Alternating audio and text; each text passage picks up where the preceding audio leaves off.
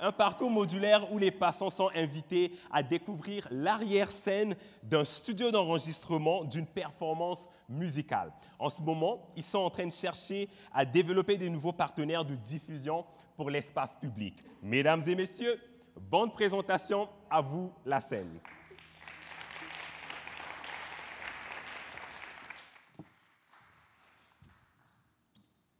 Yes.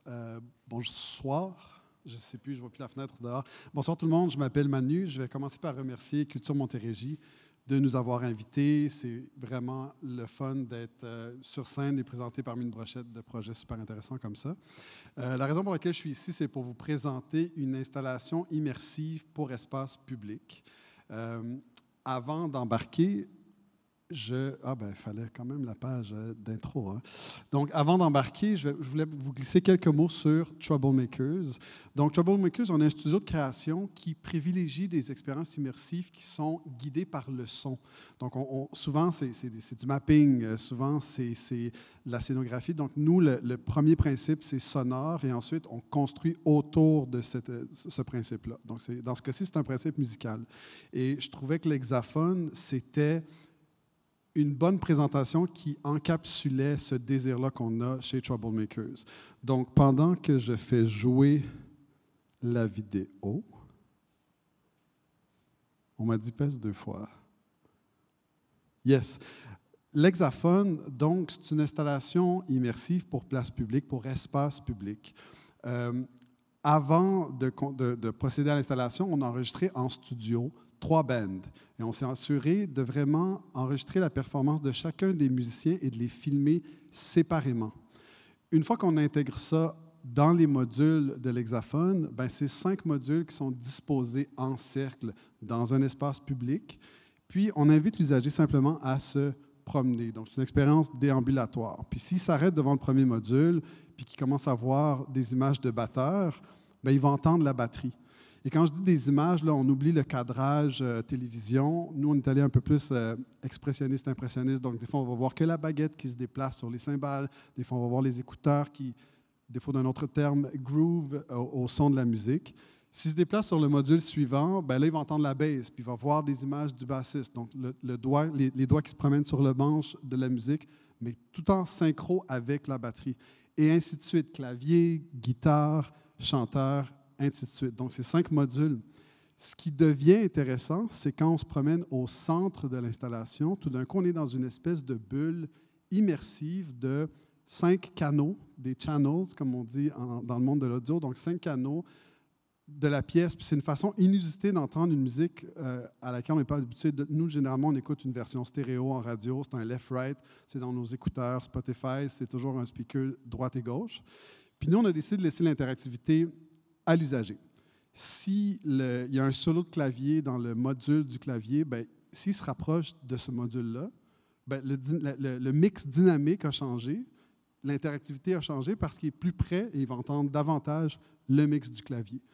Donc, c'est le concept, c'est super simple, c'est le concept de l'hexaphone. Quand j'ai dit qu'on avait 3 artistes, ils sont en train de défiler, c'est un super bon timing, je n'avais pas regardé, je vous promets. En parenthèse, il y a une grosse mode. Le titre de la soirée, c'est Maillage. On a fait ce projet-là en collaboration avec un studio qui est également ici, qui a changé de nom, qui s'appelle Mirari. Mais à l'époque, c'était Hub. Donc, c'est toujours la volonté de maillage également. Donc, je pense que ça méritait d'être souligné. Si je change. Donc, je parlais de catalogue musical. À l'heure actuelle, on a 3 artistes. On a Thaïs, son single, son simple en français, je crois qu'on dit, Boréal. Il y a Joran qui nous a offert In Motion. Puis, il y a un collectif du West Island. C'est des jeunes qui font du hip-hop, R&B, avec une chanson qui s'appelle Red Fern. Donc, on a essayé d'aller chercher assez large, donc une musique un petit peu plus jeune. Joran, c'est pour peut-être un petit peu plus poivre et sel, et je m'inclus dans le poivre et sel. Je ne sais pas si la lumière le montre. De plus en plus sel, malheureusement. Et Kids from the Underground, c'est en anglais, donc ça permet d'avoir une belle représentativité musicale. Et ça vaut la peine, avant de vous dire la raison pour laquelle je vous présente l'hexaphone, de souligner qu'on l'a déjà installé une première fois en 2020 dans un parc à Montréal, le parc Béni. C'était théoriquement pour 1 mois de temps, puis finalement, on nous a demandé de le laisser, il me semble, 3 semaines supplémentaires. Il a fallu arrêter parce que c'était comme novembre, il commençait à faire froid, il pleuvait. Puis l'année suivante, on l'a installé dans un parc de Ville-la-Salle.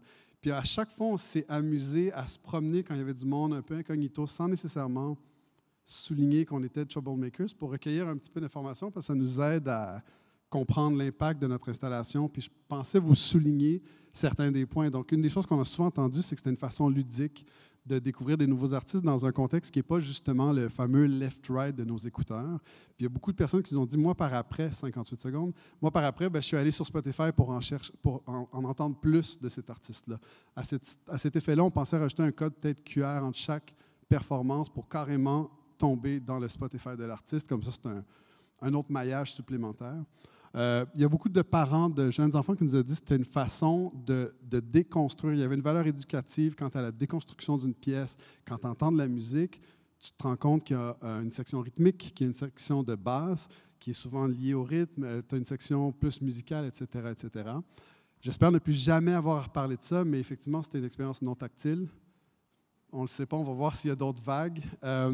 Puis, un des designs initiaux, nous, c'était de faire une installation pour attirer justement, en période de pandémie, un public de proximité. Donc, si c'est dans un parc pas loin de chez toi, tu y vas, tu écoutes la chanson et puis tu as un petit moment, tu vis un petit moment de bonheur. Et puis finalement, moi, la raison pour laquelle je suis ici, vous me voyez venir, on est à la recherche d'une programmation pour l'été 2022. Donc, un partenaire de diffusion, si vous avez un espace public, un parc près de l'hôtel de ville, etc., on est super intéressés. Je dirais même, s'il y en a qui seraient intéressés à rajouter du catalogue musical, peut-être trouver un artiste local pour le faire briller davantage dans la communauté, venez me parler. Moi, c'est Manu, j'ai les cheveux longs, je vais être à quelque part là. Puis il y a Hugo, mon collègue, qui va être là également. Donc voilà, c'est ma présentation. Merci beaucoup.